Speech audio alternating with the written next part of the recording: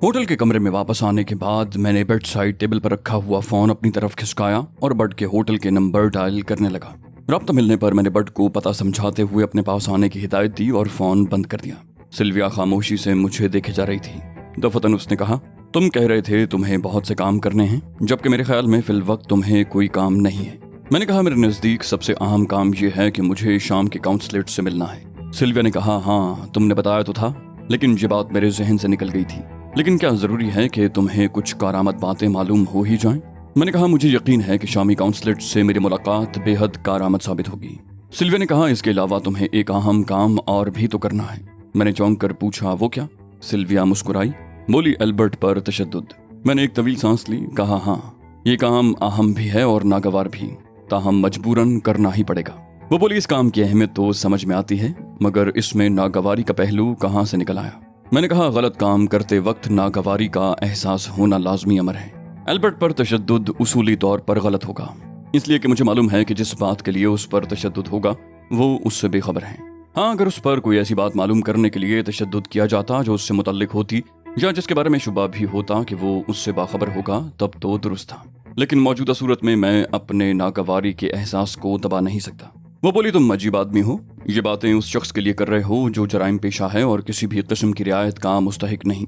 उसको तो अगर बिला वजह भी ईजा पहुंचाई जाए तो दुरुस्त है। मैंने कहा, ये तुम्हारा नुक्ता नज़र है और मैं इससे इख्तिलाफ भी नहीं करूंगा, लेकिन उसके बावजूद मेरा ख्याल यही है कि उसके साथ ज्यादती होगी। सिल्विया ने चिढ़कर कहा, बाज मौक़ों पर अखलाकियात बुरी लगने लगती हैं। मैंने कहा, अखलाकियात के उसूल मुसल्लमा हैं, उनसे इन्हिराफ तो किया जा सकता है मगर उन्हें तब्दील नहीं किया जा सकता। अखलाकियात के किसी भी उसूल की खिलाफ वर्जी करते हुए अखलाकियात को बुरा भला कहना ज़हनी कमजोरी की अलामत है। वो बोली, तुम बहस बहुत करते हो और सारा जोर इस बात पर सर्फ कर देते हो कि जो कुछ तुम कह रहे हो उसे दुरुस्त तस्लीम कर लिया जाए।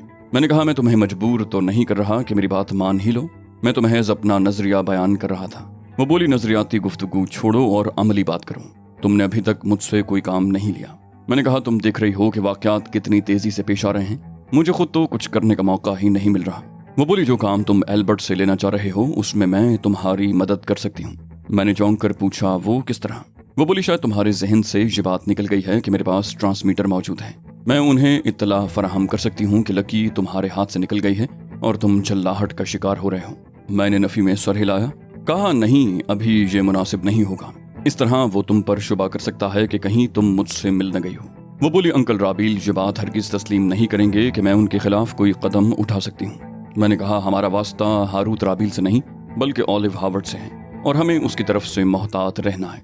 वो बोली, उसका जहन साफ करने के लिए मैं एल्बर्ट का हवाला दूंगी और कहूंगी कि मैं उसे फरार करवाने की कोशिश कर रही हूँ। मैंने मुस्कुरा कर कहा, उर्फ आम में इसे जल्दबाजी कहा जाएगा।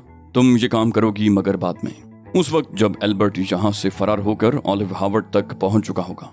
वो बोली, मैं ये बात पहले करूं या बाद में, बात तो एक ही है। मेरे ख्याल में तो इससे कोई फर्क नहीं पड़ता। मैंने कहा, बहुत फर्क पड़ता है, तुम मेरे साथ हो। ऑलिव हावर्ड तुम्हारी तरफ से बिल्कुल बेखबर है। अगर ये इत्तला तुम्हारे जरिए उस तक पहुंची तो वो मशकूक हो जाएगा। वो बोली, बाद में जब एल्बर्ट उसे ये इत्तला फराहम करेगा कि तुम लकी के बारे में मालूमात कर रहे थे तो उसे यकीन आ जाएगा। मैंने कहा, एल्बर्ट का उस तक पहुंचना ही यकीनी नहीं है, बाकी तमाम बातें तो खुद ही गैर यकीनी हो जाती हैं। वो बोली, तुम खुद ही तो उसे फरार कराने की बातें कर रहे थे और अब इसे गैर यकीनी करार दे रहे हो। मैंने कहा, सब कुछ हालात पर मुनहसर है। मुमकिन है वो फरार ना होने पाए। फरार होने की कोशिश में किसी की गोली का निशाना बन जाए तो तुम्हारी पोजीशन बिला वजह ही खराब हो जाएगी। सिल्विया ने कहा, मुझे मालूम नहीं था कि इस किस्म के भी कुछ इम्कानात मौजूद हैं। मैंने कहा, चलो कोई बात नहीं, हम फर्ज कर लेते हैं कि एल्बर्ट कामयाबी से फरार होकर ऑलिव हावर्ड तक पहुंच गया है। सिल्विया ने कहा, तब तो मसला ही खत्म हो जाएगा। मेरी दी हुई इत्तला की तस्दीक एल्बर्ट के जरिए होने पर ऑलिव हावर्ड को फौरन यकीन आ जाएगा। मैंने कहा, इसके बरक्स, चूंकि तुम्हारी तरफ से ये इत्तला मिलने पर वो पहले से मशकूक होगा, इसलिए एल्बर्ट का बयान भी उसके लिए उतना असरंगेज नहीं होगा। वो उसकी बातों को भी शुबे की नजर से देखेगा। सिल्विया ने कहा, माफ करना अली, तुम्हारी ये बात मेरी समझ में नहीं आ रही। मैंने कहा, बहुत आसान सी बात है, मशकूक जहन को मुतमईन करना बहुत ज्यादा मुश्किल होता है।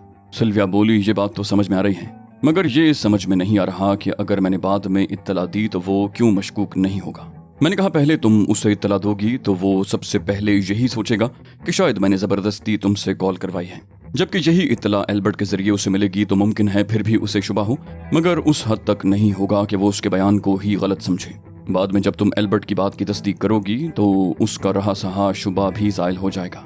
उसे यकीन हो जाएगा कि लकी वाकई मेरे कब्जे में नहीं है।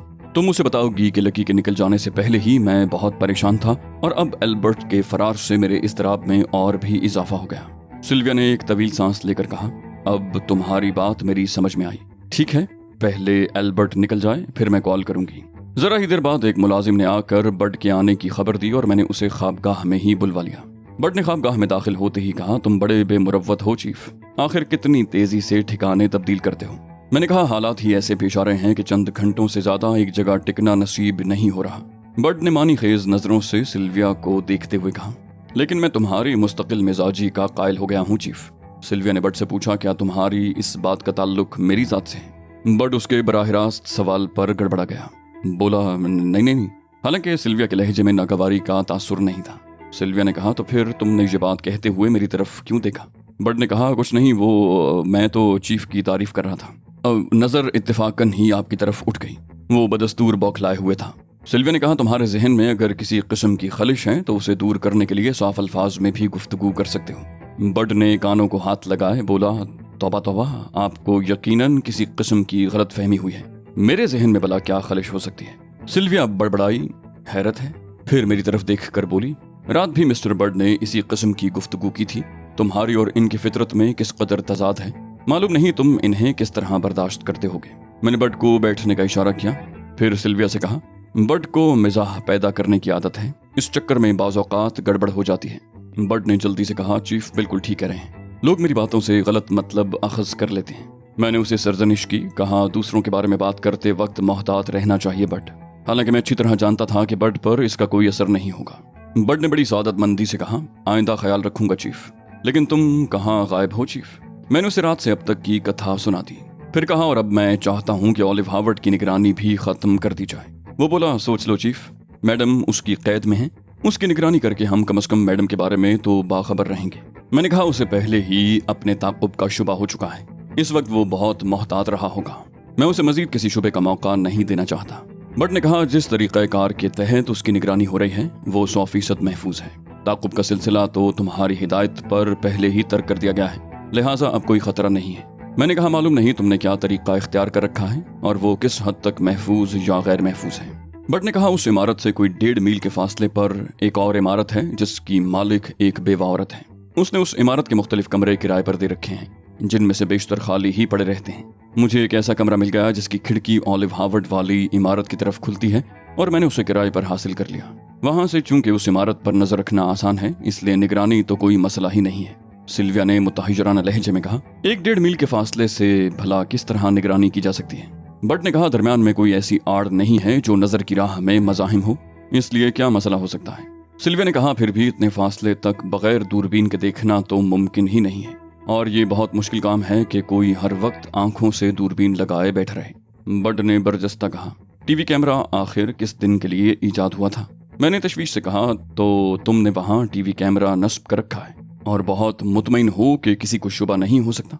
बड ने बड़े इत्मीनान से कहा, सिर्फ टीवी कैमरा कहाँ चीफ, मॉनिटर भी तो है।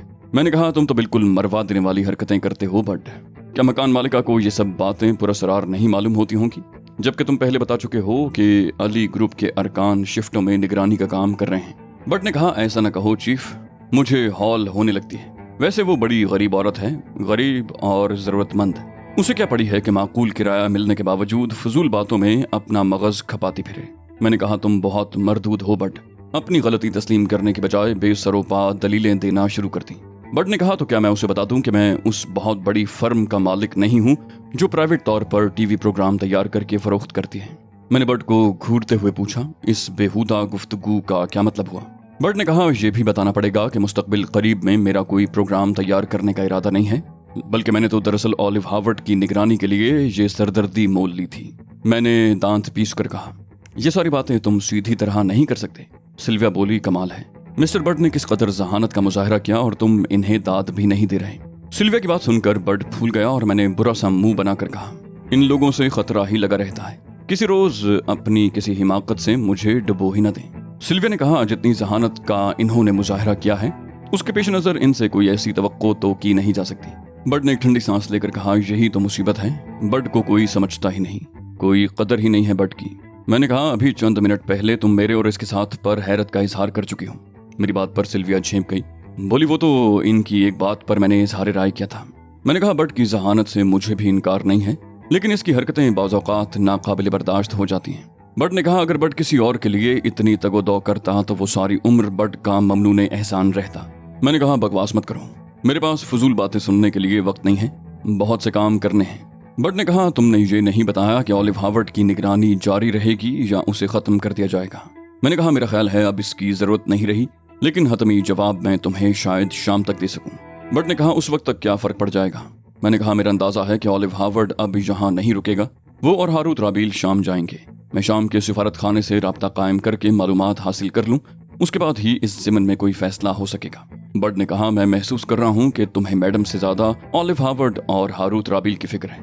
मैंने कहा तहजीब की अहमियत है, मगर मेरे मिशन के मुकाबले में उसे सानवी हैसियत हासिल है। सिल्विया बोली बुरा न मानना अली, लेकिन मैंने महसूस किया है कि तुम ऑलिव हार्वर्ड के साथ बराह रास्त तसादुम से गुरेज कर रहे हो।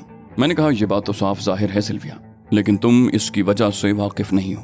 वो बोली कहीं ऐसा तो नहीं है कि किसी किस्म का खौफ तुम्हें बराह रास्त इक़दाम से बाज रखे हुए है। मैं मुस्कुराया, कहा मैं समझ सकता हूँ कि तुम भी पीटर ही की तरह इस बात की ख्वाहां हो कि ऑलिव हार्वर्ड जल्द से जल्द अपने अंजाम को पहुंच जाए, लेकिन मुझे हर कदम उठाने से कबल बहुत कुछ सोचना पड़ता है। ऑलिव हार्वर्ड कोई मामूली आदमी होता तो कब का मेरे हाथों अपने अंजाम को पहुंच चुका होता, मगर मैंने हमेशा उसे इस वजह से ढील दी कि वो किसी न किसी तरह मेरे काम आता रहता है, और अब जबकि मैंने उसे ठिकाने लगाने का तहैया कर लिया है तो उसकी खुशकिस्मती आड़े आ गई। ये मालूम करने से कबल कि शाम में उसकी क्या दिलचस्पी है, मैं उसके खिलाफ कोई कदम नहीं उठा सकता। सिल्विया ने कहा लेकिन तुमने पीटर से तो ऐसी कोई बात नहीं कही, उसे तुम यही तासुर देते रहे हो जैसे पहली फुर्सत में तुम ऑलिव हार्वर्ड को ठिकाने लगा दोगे। मैंने कहा यह जरूरी है, अगर मैं पीटर को असल बात बता दूं तो वो किसी जल्दबाजी से खेल बिगाड़ सकता है, इसलिए मसलहतन उसे धोखे में रखना जरूरी है। सिल्विया ने कहा क्या किसी शख्स को धोखे में रखना बहुत बुरी बात नहीं है। मैंने कहा मैंने मसलहतन का लफ्ज भी तो इस्तेमाल किया है, और ये बात भी तय है कि अब मैं ऑलिव हार्वर्ड को ज्यादा अरसे ढील नहीं दूंगा, होना आखिर वही है जो पीटर की ख्वाहिश है। बट ने कहा तो फिर मेरे लिए क्या हुक्म है चीफ। मैंने कहा मैं अभी शाम के काउंसिल जनरल से मिलने जाऊंगा, उनसे गुफ्तगू करने के बाद उम्मीद है कि सूरत हाल वाज़ेह हो जाए, लेकिन ऐसा न हुआ। मैं शाम के काउंसिल जनरल से मिला जरूर, लेकिन नताइज मेरी तवक्को के बहुत बरक्स निकले। उसके ऑफिस में पहुंचकर मैंने मुलाकात के लिए उसे स्लिप भिजवाई जिस पर मैंने अपना नाम एलन ग्राहम लिखा और मुलाकात का मकसद जाती तहरीर किया था। स्लिप भिजवाने की थोड़ी देर बाद उसने मुझे अपने ऑफिस में तलब कर लिया। उसके अतवार से शाइस्तगी टपक रही थी। उसने मुझे बिठाने के बाद कहा मेरा ख्याल है जाती तौर पर तो आप मुझसे वाकिफ नहीं हो, ताहम आपके किसी काम आकर मुझे खुशी होगी। मैंने कहा दरअसल मैं अमेरिका में फर्जी नाम के तहत मौजूद हूँ और महज राजदारी की गरज से मैंने आपको अपना नाम नहीं लिखा। शायद आप मेरे नाम से वाकिफ हों, मेरा नाम अली यार खान है। काउंसिल जनरल के चेहरे के तासुरात से मुझे अंदाजा करने में दुश्वारी नहीं हुई कि वो मुझसे वाकिफ है। उसने बेसाख्ता पूछा कि आपका ताल्लुक पाकिस्तान से है। मैंने कहा जी हाँ, मैं वही अली यार खान हूँ और इस वक्त एक अहम मसले पर आपसे तबादला ख्याल करने की गरज से हाजिर हुआ हूँ। काउंसिल जनरल मुझे जिन नज़रों से देख रहा था मैं उसे कोई मानी ना पहना सका, और उसके बाद उसका रवैया मेरी तवक्को से बहुत बैद निकला। उसने घंटी बजाकर मुलाजिम को तलब किया और उससे बोला जरा हैकल जैकल को बुला लाओ, उनकी जरूरत है। मैंने कहा जो गुफ्तगू मैं करना चाहता हूँ उसके लिए राजदारी बहुत जरूरी है। काउंसिल जनरल बोला उन दोनों को आने दो, उन्हें ऐसे ही कामों के लिए जहमत दी जाती है जिनमें बहुत ज्यादा राजदारी दरकार होती है। उसके अंदाज ने मुझे उलझन में डाल दिया। मुझे किसी गड़बड़ का एहसास हुआ, मगर मेरी समझ में नहीं आ सका कि गड़बड़ की नौयत क्या है। फिर दरवाज़ा खुलने की आवाज़ सुनकर मैंने पलट कर देखा तो दो कवी हैकल मुसल्ला अफराद अंदर दाखिल होते नजर आए। काउंसिल जनरल ने मेरी तरफ इशारा करके कहा इन्हें ले जाओ, फिलहाल ये हमारे मेहमान रहेंगे। मैं बुरी तरह बौखला गया। मुझे उससे इस सुलूक की तवक्को हरगिज नहीं थी। मैंने एहतजाजी लहजे में कहा ये आप क्या कर रहे हैं? मैं आपके पास एक अहम काम से आया था। वो बोला जो नाम तुमने इस्तेमाल करने की कोशिश की है, इस नाम का हामिल शख्स अरसा हुआ बम के एक हादसे में जान बहक हो चुका है। उसकी बात सुनकर मेरे 14 तबक रोशन हो गए। ये तो मेरे जहन में था ही नहीं कि मेरे मरने की खबरें शाया हो चुकी हैं। गो कि मैंने बाद में जाहिर होकर बहुत कुछ किया था, मगर ये खबर आम नहीं हो सकी थी। यूं वो मुझ पर शुबा करने में हक बजानिब था। मुझ पर मुसल्लत अफराद में से एक ने खूंखार लहजे में कहा चलो। मैंने खड़े होते हुए कहा मेरे साथ जो कुछ भी होगा मैं उसे भुगतने के लिए तैयार हूँ। लेकिन काउंसिल जनरल ने बहुत खराब लहजे में कहा तुम्हारी असलियत का इल्म होने के बाद ही हम ये फैसला करेंगे कि तुम्हारे साथ क्या सुलूक किया जाए। मालूम नहीं तुम कौन हो और क्या चाहते हो। इस वक्त तुम्हारे लिए बेहतर यही है कि तुम खामोशी से चले जाओ। मैं बहुत मसरूफ आदमी हूँ, मैंने पलटते हुए कहा। जो चाहे करो, लेकिन अगर मेरी असलियत जानना चाहते हो तो गोयटे हिल के जनरल टेरिस से तुम्हें बहुत मदद मिल जाएगी। उसके बाद असलहे के जोर पर मुझे एक कमरे में, जिसे कमरे की बजाय स्टोर कहना ज्यादा मुनासिब होगा, कैद कर दिया गया। मेरी ये कैद तन्हाई पूरे दिन पर मुहित थी। किसी ने आकर मेरी हालत तक पूछने की जहमत न की। फिर कोई शाम 6 बजे के करीब उन्हीं दोनों अफराद ने, जिन्हें मैं हैकल और जैकल के खुफिया नाम से जानता था, मुझे उस स्टोर से निकाला और दोबारा उसी कमरे में पहुंचा दिया जहां सुबह काउंसिल जनरल से मुलाकात हुई थी। इस बार काउंसिल के अलावा एक और शख्स भी मौजूद था। काउंसिल बोला, इत्तेफाक से सफीर मोहतरम आज ही एक काम के सिलसिले में न्यूयॉर्क आ गए। अब यही तुम्हारे बारे में कोई फैसला करेंगे। शाम के सफीर ने गहरी नजरों से मेरा जायजा लिया, मुझे बैठने का इशारा किया, बोला, तो तुम्हारा नाम एलन ग्राहम है?